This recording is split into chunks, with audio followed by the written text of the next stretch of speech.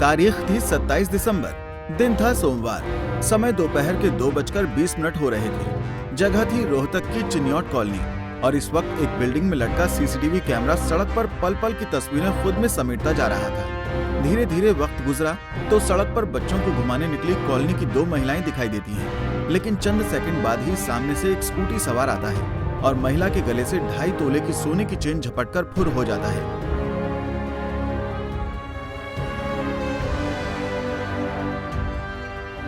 इससे पहले महिलाएं कुछ समझ पाती, खुद के लुट जाने का एहसास कर पाती, बाइक सवार इतनी दूर निकल चुका था कि उसे पकड़ना तो दूर, पहचानना भी मुश्किल था।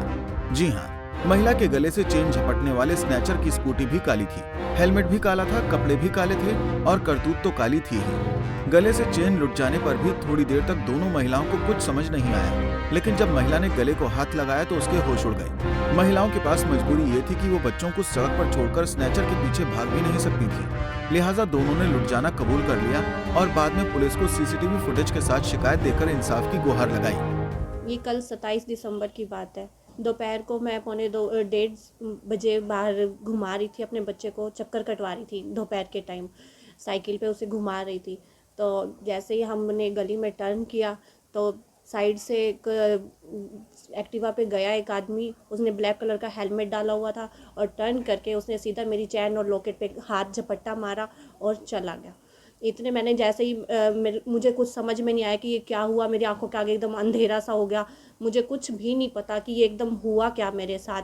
और जैसे ही मैंने पीछे देखा तो वो चैन लेके चला गया। इतने मुझे जलन सी भी हुई, मैंने हाथ मारा तो मैंने कहा ये तो मेरी चैन गई।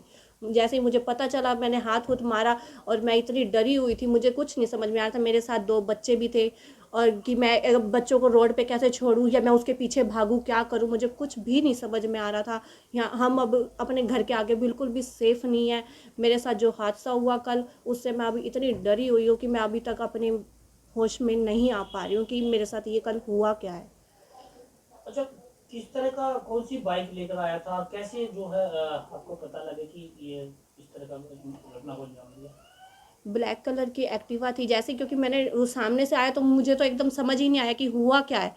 वो जैसे मैंने एकदम पीछे की साइड देखा कि इसने मुझे करा क्या, तो देखा तो इतने उसने टर्न किया तो बस मुझे ये लगा कि हाँ ब्लैक कलर की एक्टिवा है। फिर हमने कैमरे कुमरे भी देखे और देखा। मैंने उस टाइम जब मेरी जलन भी हुई, मैंने एकदम चिल्लाया भी, शोर भी मचाया, पर इतने तो वो टर्न करके जा चुका था। और कुछ एक्टिवा और बाइक पे गए भी थे आदमी, पर वो नहीं हाथ लगा। आपको लगता है कि पुलिस यहाँ पर किस तरह की कोई गश्त? यहाँ मैंने तो पुलिस को देखा ही नहीं। तो क्या आपको लगता है कि अगर पुलिस होती यहाँ पर तो इस तरह का हादसा नहीं होता आपके साथ?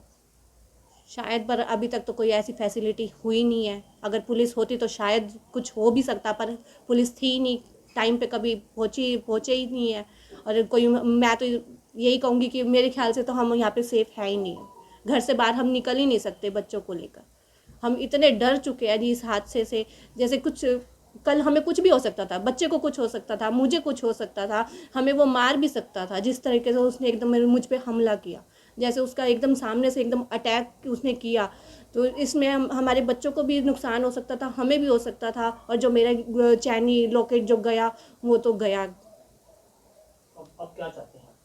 मैं यही चाहूँगी कि ऐसे उनको पकड़ा जाए। आज मेरे साथ हादसा हुआ है, कल को हमारे घर में और भी बहुएं हैं, हमारी बेटियाँ, कल को आने वाली और बच्चे भी हैं। छोटे छोटे बच्चों को हम बाहर नहीं निकाल सकते। हम तो मैं तो बहुत ज़्यादा डर गई हूँ। मुझे तो आज भी मेरे को ये नहीं हुई हिम्मत हो रही कि मैं अपने घर से बाहर पैर भी रख सकूँ। मैं इतनी डरी हुई हूँ इस टाइम, बहुत ज़्यादा। चिन्योट कॉलोनी में दिन दहाड़े चेन स्नैचिंग का शिकार हुई महिला का नाम रीना है, जो कि अब इतनी डर गई है कि वो घर से बाहर निकलने के जिक्र से भी कांप उठती है। रीना का कहना है कि पुलिस की सुरक्षा व्यवस्था का दिवाला निकल चुका है। यहाँ पर कोई सुरक्षित नहीं है, किसी के साथ कभी भी कुछ भी हो सकता है। रीना ने घटना के बाद पुलिस की कार्रवाई पर भी सवाल उठाए हैं। बस ठीक है, एप्लीकेशन लिख दो या बताओ कहाँ पे हुआ था, क्या हुआ था, बस ये सब, और कुछ भी नहीं। अभी तक कोई रिस्पॉन्स नहीं आया कि उन्होंने पकड़ा है या देखा है या कोई तहकीकात की हो या कुछ। मुझे नहीं लगता ऐसा कुछ हुआ। घटना के बाद जब कॉलोनी में हड़कंप मचा तो लोग रीना से पुलिस में शिकायत देने की बात कहने लगे। आखिरकार हिम्मत जुटाते हुए रीना ने पुलिस को शिकायत भी दी, लेकिन पुलिस की अब तक की कार्रवाई से रीना बिल्कुल भी संतुष्ट नहीं है, क्योंकि रीना का मानना है कि जो पुलिस अभी तक चेन स्नैचर की पहचान तक नहीं कर पाई है, वो स्नैचर को पकड़ भी पाएगी, ये बड़ा सवाल है। बहरहाल पुलिस ने मामला दर्ज कर लिया है और पुलिस का कहना है कि काले हेलमेट के चलते स्नैचर की पहचान नहीं हो पाई है। लेकिन छानबीन जारी है। जल्द ही स्नैचर को पकड़ लिया जाएगा। रोहतक से दीपक भारद्वाज, पंजाब केसरी टीवी। हमसे जुड़े रहने के लिए हमारे YouTube चैनल को सब्सक्राइब करें और नई वीडियो की नोटिफिकेशन के लिए बेल आइकॉन को दबाएं। अगर आप ये वीडियो Facebook पर देख रहे हैं तो लाइक जरूर करें और ज्यादा से ज्यादा शेयर करें। धन्यवाद।